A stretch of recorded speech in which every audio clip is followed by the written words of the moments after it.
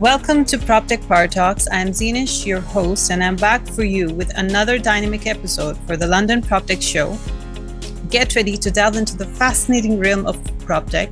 Again, we will be talking about unleashing urban innovation and policies and regulation in PropTech today. In our interconnected world, cities are the beating hearts of progress. As urbanization accelerates, so does the need for smarter, more sustainable solutions.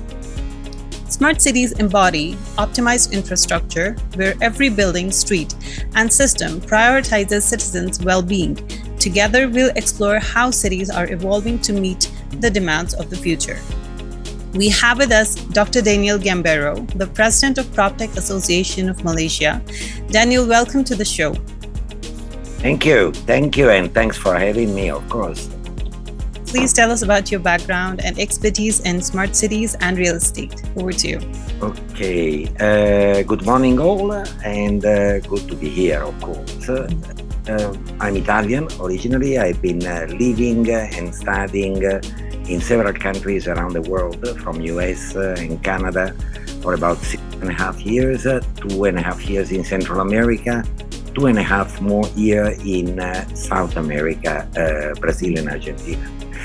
Bachelor studies economics with a bachelor degree and a master in macroeconomics, and after getting master, I found out that economics is actually quite boring, so I prefer to move towards marketing, and I get a master in marketing and a PhD in marketing.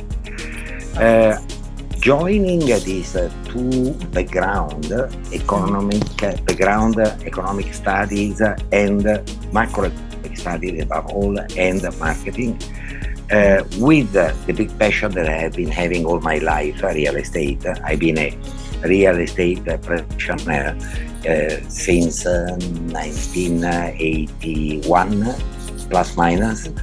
So always looking at market from a data point of view, from a actual demand, and I'm trying to understand why cities are growing, what is the push, what is the driver for this. So during the years, collecting data and doing study consultancies for property developers all around the world, I've been refining a model that I've been calling Propenomi. I think if you look, my name here, you have been renaming me as Daniele Gam. I tapped it in the end when I onboarded. But normally my Zoom account appears a Propenomist. Propenomi is a mathematical model that I've been building during years, which combines a number of different drivers, a number of different data sets, allowing to do very precise property development prediction in a time frame of 5, 10, 15 years. And I've been applying this during all my working life. I moved from Italy, which is my original country, in 1998 to come over to Southeast Asia. I picked up Malaysia as my destination, and since then I never moved back. I've been practicing here as a strategic consultant for government agencies, property developers, in providing them with market analysis for demand-driven, data-driven development, which I look at as a fundamental pillar to future smart city, because you cannot have a smart city built for the sake of it. You have to get a smart city populated by the right type of people, the right mix of people, highly sustainable, and of course extremely inclusive, which is something that today's smart cities unfortunately do not at all. Inclusiveness is not within their actual readable parameters. Some of the smart cities around the world talk a lot about it, but action-wise is still a bit lacking. So we know that smart cities have changed the landscape of real estate. What would you, just to get a heads up, what are the key components of smart cities and how do they impact real estate development? Okay, the very first requirement for a city to become smart is to adopt a unified digital platform. A city cannot be smart only because office and building are smart building, smart office, smart home, smart schools, and so on. You need to get all these bunch of smart performers consolidated on a platform, and a city administration be able the performance of all the buildings, of all the reading point in each building, which can go from energy efficiency, energy consumption, and consequently energy efficiency, CO2 emission, automatic calculation of CO2 emission, water management, storm water management. I'm based in Malaysia. Malaysia is a quarter country with 6 months a year of monsoon. And during the monsoon season, if done properly, the country could be able to store enough storm water to be then used during the dry season for gardening purposes, washing purposes, and these kind of things, not for human related purposes, but at least avoid to waste water from the public water distribution system. So all these reading point being connected to a unified platform, intelligent smart traffic light system, emergency services. A lot of countries are experiencing more and more extreme climate conditions and need to be prepared to face these extreme conditions with the right tools. And if the tools is not incorporated in a unified digital platform, it loses meaningfulness, all a city smart, because it's actually this individual components are smart. The city administration is not smart. Wow. So And that is key component. So the key component is the unified data thing. The unified digital infrastructure where all those smart devices, smart software application can connected and integrated with.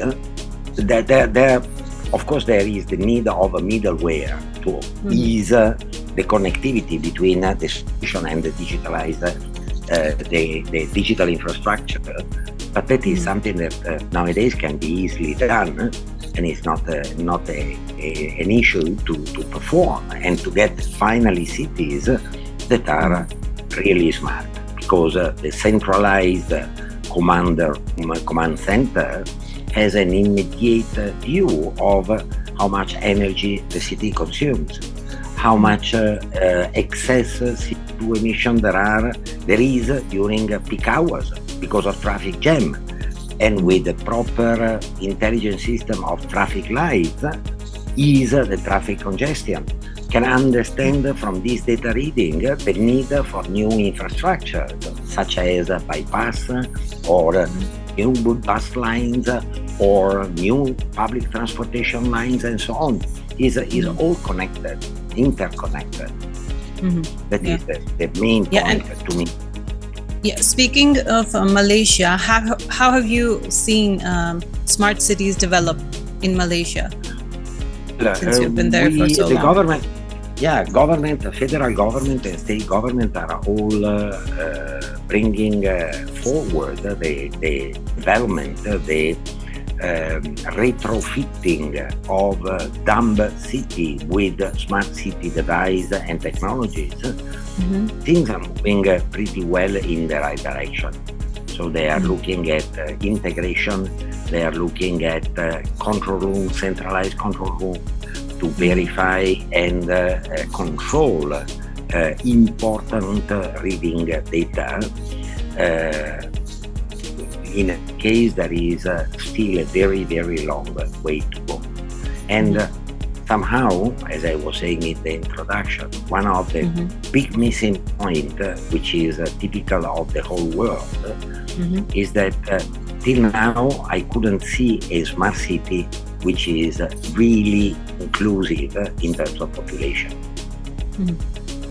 The smarter a city becomes, the more expensive somehow is.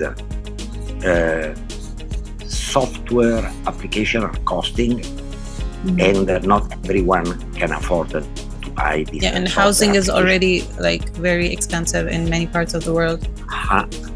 Precisely, and what we do in a very uninclusive way, we are pushing low-income groups in the suburban areas of cities where smartness is not present, where these people need hours every day to commute to work and commute back to home, and basically building thousands of ghettos all around the world. There are 400 million families, which is an impressive number, who are still lacking of a proper house. Well, that's terrible. And what role do policies and regulation play in shaping smart city development? Policy and regulation are start being looked at somehow, but still not only related to city, but in general. When we look at the tech side of the industry, PropTech, FinTech, EdTech, Health Tech, Agri-Tech, and whatever else tech, you look at the direction of the industry and the solutions proposed by the industry players. Then you look at the body of laws that are regulating that specific industry. 99% of time, the body of laws is outdated. So is not a real power of speed in moving forward to digital transformation. So there's a lot of work that has to be done. Exactly. Not only here in Malaysia, is a common problem all around the world.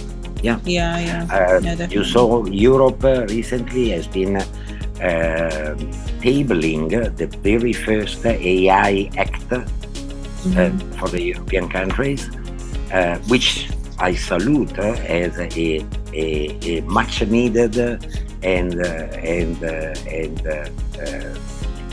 wise move. But it has coming out has been proposed about 3 to 4 years after we start talking about AI. Property development. You are based in India, if I'm not wrong, right? And we look at India is a Commonwealth country as well as Malaysia, and you have been probably adopting the same regulation and acts that we are using here for the real estate profession, real estate valuers, property managers, and so on. If we look into the acts that are regulating these professions, these acts are practically placing on the illegal side of business 70% of the PropTech startups that are present in Malaysia nowadays. And the same is all around the world, because the laws have not been dated, have been not following the digital transformation of a specific industry. Well, there's a lot of work that has to be done. And absolutely. If we talk about green infrastructure, how far along are we that path? Which infrastructure? Sorry. Green infrastructure, like sustainability in PropTech. Oh, green infrastructure. That is a big dream. Is a big dream. Still. But unfortunately, in my personal opinion, is still a place where too many people are painting in green their business or their product and automatically through a nice green mouth washing technique, they are building up something that is extremely sustainable. We are moving, no doubt. We are. I don't want to be too pessimistic and saying that we are still at Stone Age. I'm the president of the Malaysian PropTech Association, so I'm at the front line of the transformation. But I'm really studying and touching with the hand how unevenly are moving the needs of sustainability and the actual action towards the better sustainability. I'll give you an example. We talk about green building. And again, I'm not talking only about Malaysia, I'm talking about in general Southeast Asia and a great part of the world. We talk about green building, which is the basic fundamental need that we have if we want to talk about sustainable cities. SDG 11, sustainable cities and communities, plus energy efficiency, plus clean water. There are a number of SDG goals that can be added into this, into the SDG 11. When we look at the SDG 11, we talk about green building. When we talk about green building, I'm shooting a number here, but I think I'm not too away from the real number. I would say that probably 60 to 70% of countries around the world are not yet enforcing as a compulsory requirement the green building application upon presenting the drawing to be approved to construct the building. Right? Meaning you construct a building that is totally not in line with the local green building index without a proper green building certification by an authorized agency, and no one will say anything. We talk about energy efficiency, and the car park of the world are still using high energy consumption lights. We talk about CO2 emission, and plenty of aircon and other electrical devices are not using inverter-driven motors. What about the recent trends? Are they not leading us towards a sustainable journey? Yes and no, because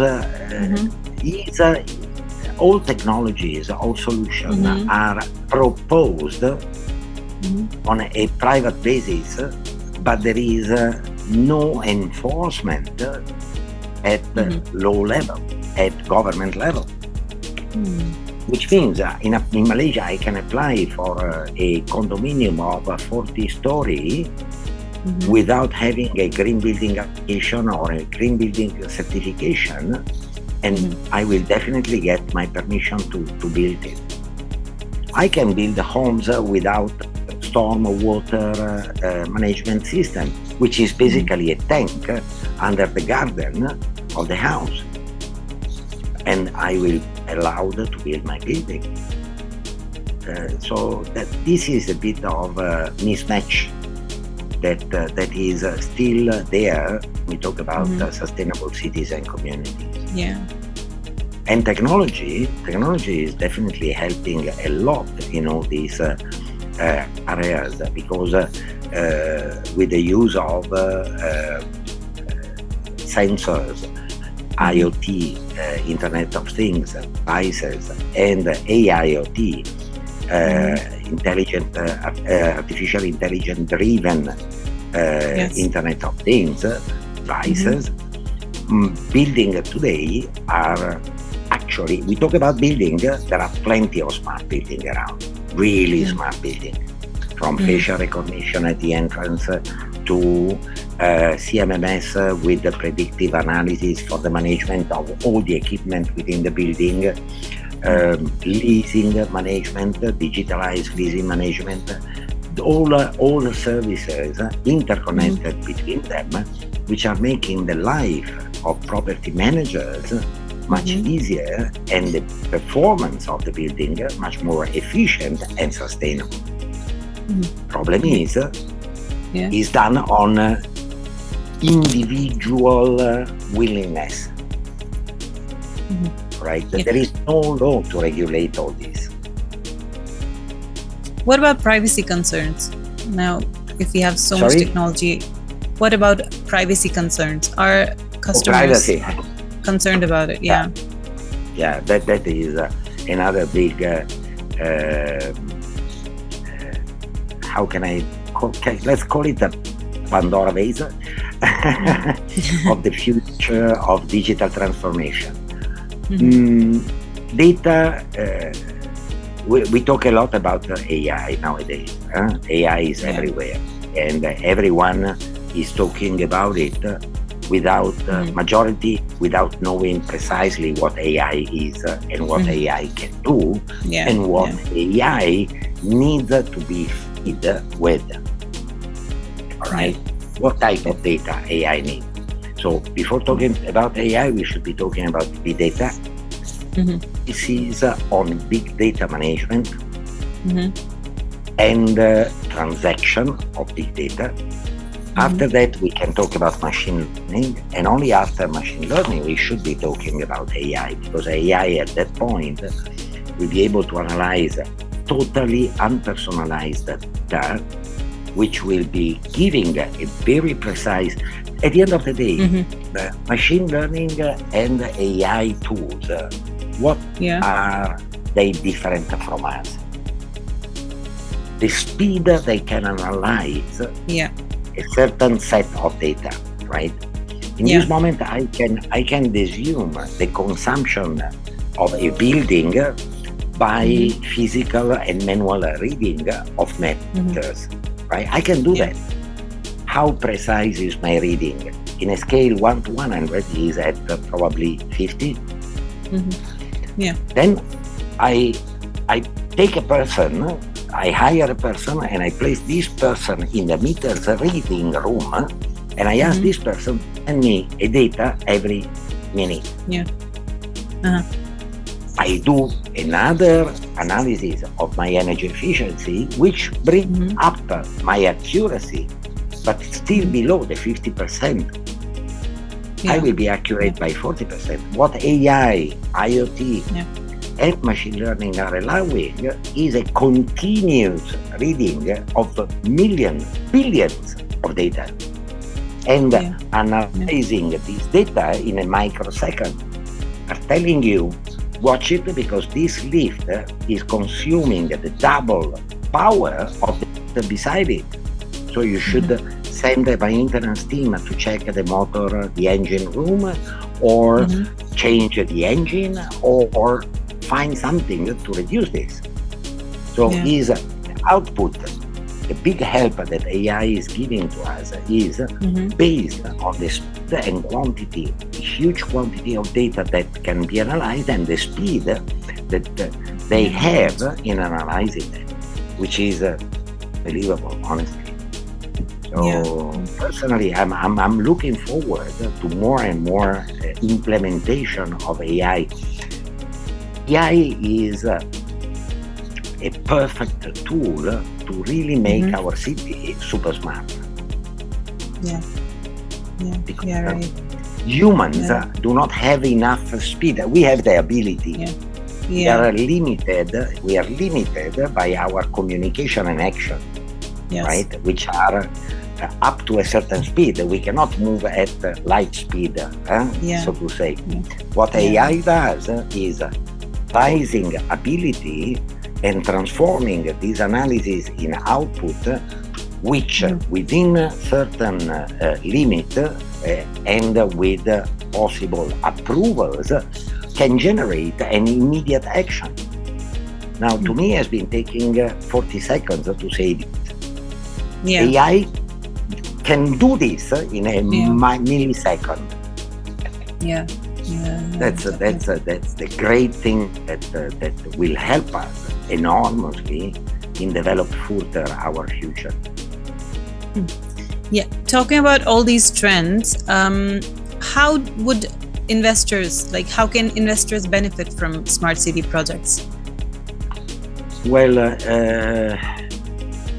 let's smart city projects. We have probably we should be looking at two different types of investors. Is the institutional investors that participate in the development of a smart city as funder. Right? Yeah. Who are they funding? They are making available funds to develop certain areas of a city in a smart manner. I give you an example. I'm sure you know Indonesia is building a new capital city in Borneo, right? On Borneo Island. In the name of the city is Nusantara. Nusantara is a project that is in the range of hundreds of billions of US dollars because it's a new city. Yeah. Theoretically, Nusantara should be the perfect example of how a smart city will be. And I hope it will happen in practice. Banks, industrial group, giant of technology are looking into investment in Nusantara side by side with the government to provide network, to provide infrastructure, to provide smart smart devices in infrastructure and environment to manage the city in a much more efficient way. Their return is given in terms of course, payment of the government, in terms of license or SaaS model or pay-per-use model. Plus, I'm pretty sure, negotiation in terms of taking over the carbon credits deriving from a lower CO2 emission. That those smart cities will have a future.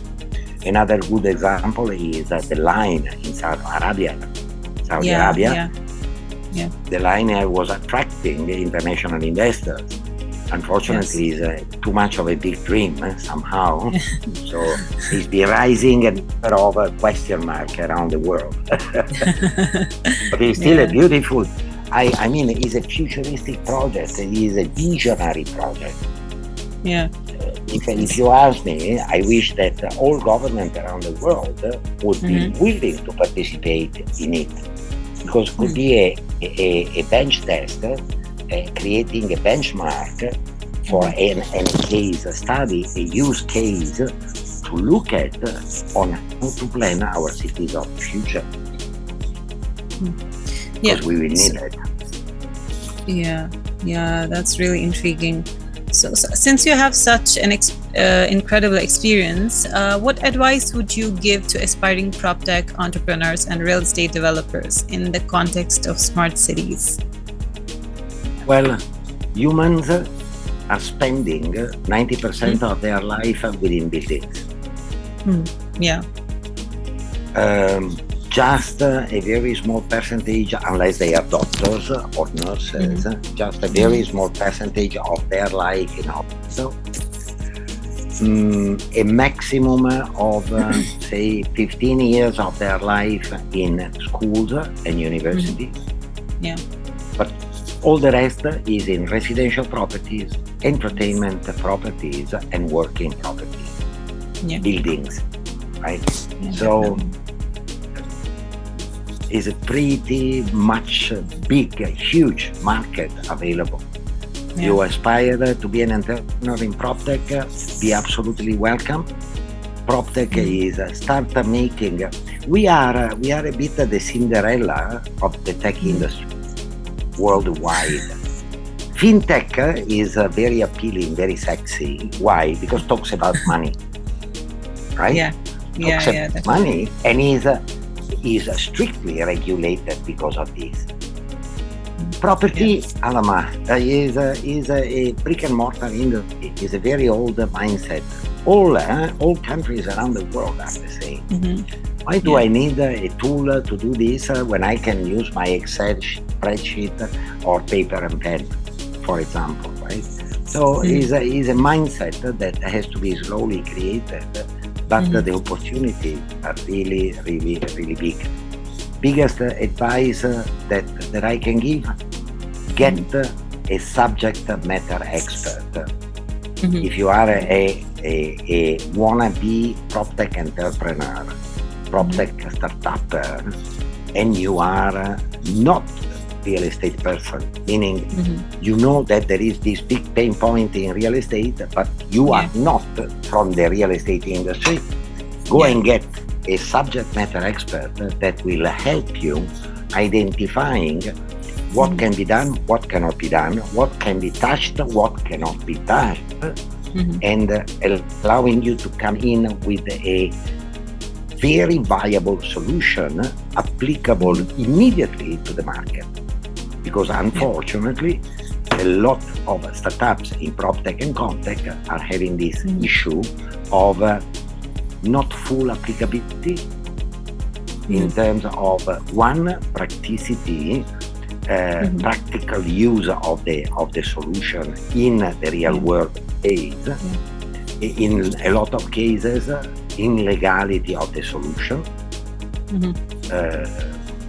with all not with the willingness to create an illegal solution, but just imagining that, I do this, is possible to be done. No, it cannot, because there is an act and there are laws that have to be respected. So these issues could be kind of extinguish the fire and the excitement of a new PropTech startup. So you get someone to tell you exactly what it's about. Definitely. The subject matter. Yes. Well, that's. But then, possibility-wise, come is huge. PropTech is. Well, those were really great insights from you, Daniel. Thank you so much. It was great talking to you. And as we wrap up this episode, remember that the future of our city lies in collaboration, innovation, and sustainable practices. Whether you're an urban visionary, a tech enthusiast, or simply curious about the urban landscape, keep exploring, keep questioning, and keep pushing the boundaries of what's possible. Thank you so much for joining us again, and thank you. I hope to see you again. Absolutely. And to the public, feel free to look for me, Daniele Gani, in LinkedIn, and connect. I want to be connected with the world. Great. Thank you. Bye-bye. Thank you.